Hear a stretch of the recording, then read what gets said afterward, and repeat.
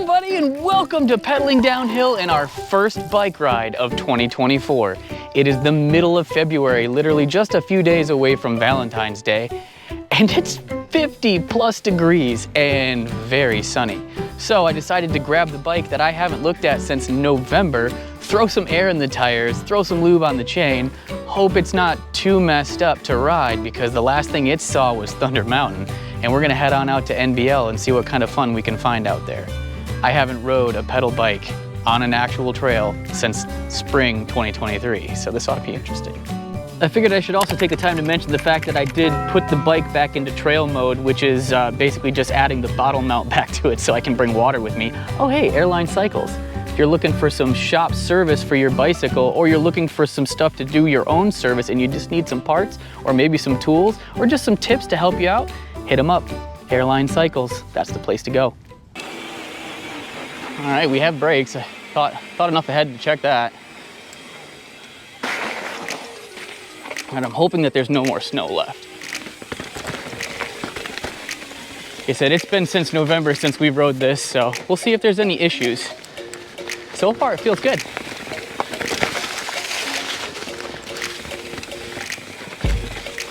Now, this is also our very first ride with the Maxmod 2.0 lens. So you guys are gonna have to let me know what you think. May have to change the way I angle it, I'm not sure yet. But this is gonna be a good test ride to find out. It's probably gonna be a short ride. Oh, that bottom bracket. I had totally forgot that this thing is pretty gnarled. It just never really bothered me because we were riding downhill. So when you're riding downhill, there's not really a lot of pedaling. And when you did, you could just mash and you were fine just for a short period of time. Today, however, I can't do that. Oh, this feels so good. Hey. Oh, there's a little bit of stuff. That's not dirt. It's dirt and snow and ice. Not bad though. No worries. Woo, little slick there though. Trying to get up on that side edge there. All right, we're gonna take the turn up. I was told everything upper is good. There may be some spots, but for the most part, upper is good. See what the legs got, see what the lungs got.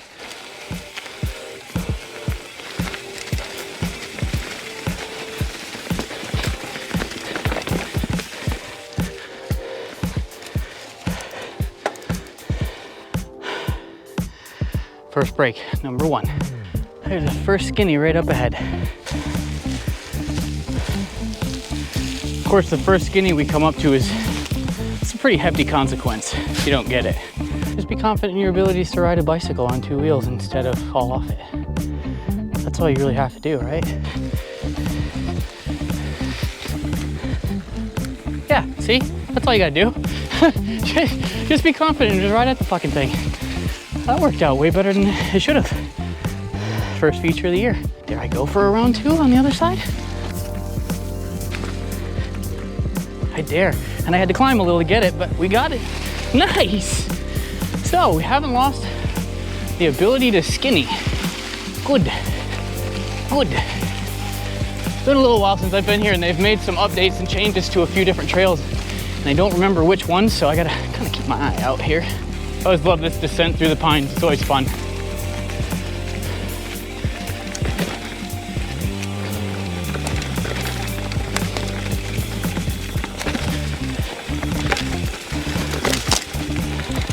A lot of little pine cones and greasy roots though, making it a little squirrely, but not bad. Just walking this section because this is very fresh. I don't want to leave any marks if I can help it. Just kind of had to get off the bike and walk a little. And get back on and ride.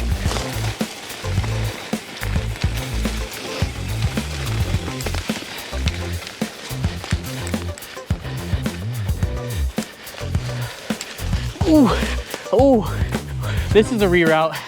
This is so much better. I just wasn't ready for that climb. Ooh, that's punchy. Whew. That is one thing I probably should note for you guys, is if you have never been to NBL, just beware, it's full of punchy, surprising climbs. You know, like punchy in the gut kind of climbs. Like that one. They're doable. Gotta know they're coming, and if you don't, gear down, give her hell.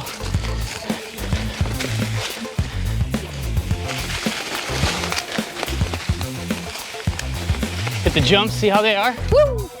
Nice. That one needs a little work.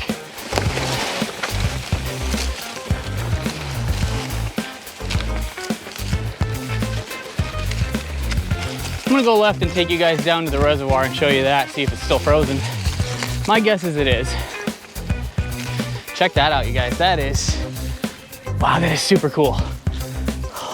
Holy cow. So you can see, at some point this winter, because of all the rain that we got, the reservoir was all the way up there and it froze, and then the water receded and the ice shelf just dropped. So we're gonna take ourselves down around the ridge line here and go around the outside over to the other side of the trails. I'm gonna have to climb the Sasquatch, which is unfortunate because of that, but I think this view is worth it.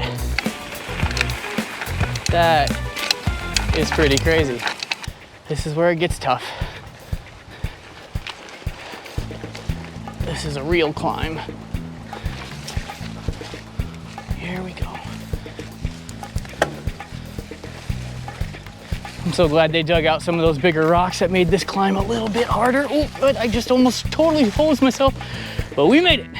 Break number 2.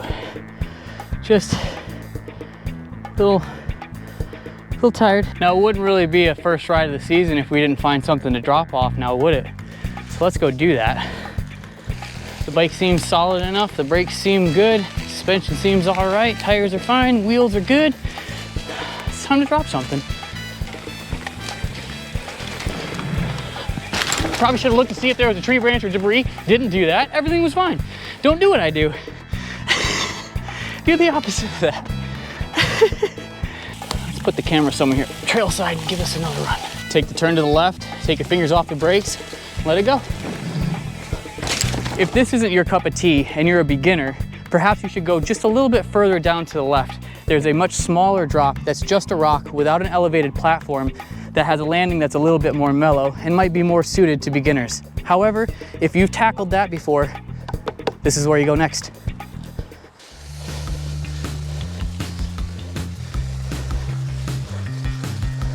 Oh, Brian, where would my hydration habits be without you and airline cycles? I'll tell you where, in the gutter. Thanks, bud.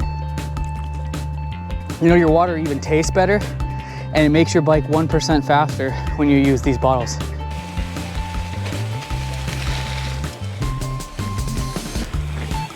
Nice.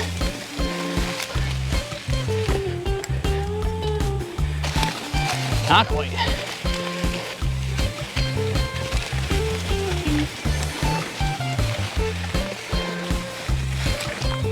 Nice.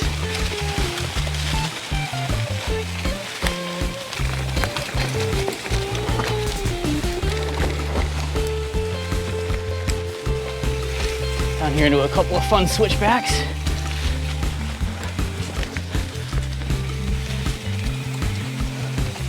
Oh, this is a tough one.